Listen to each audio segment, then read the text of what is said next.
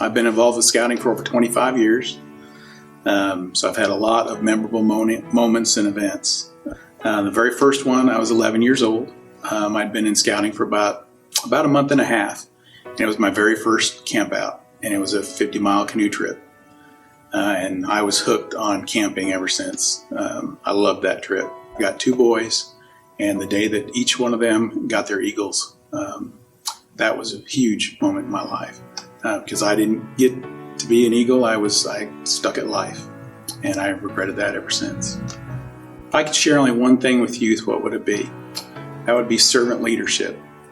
If they could take with them to be a servant leader, not only in the troop, but in every aspect of their life, and that's a good thing. One of the funnest things that I've done is shooting sports, especially archery. There's no greater satisfaction than teaching youth that have never shot a bow or a firearm before, and when the first time they pick it up, they can't even hit the target. And you work with them a little bit, and they're shooting bullseyes. And the joy, the big smile that comes over their face when they're hitting the target, I mean, that's payback in full.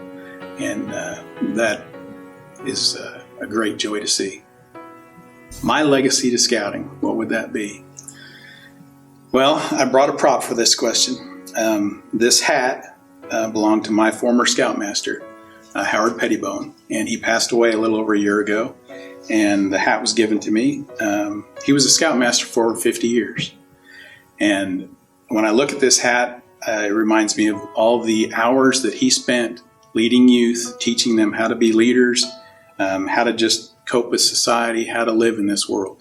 And if I could help do the same thing to some of the boys that I've led in the troop, that they could come back as adults and become leaders in Boy Scouts, and that would be quite a legacy.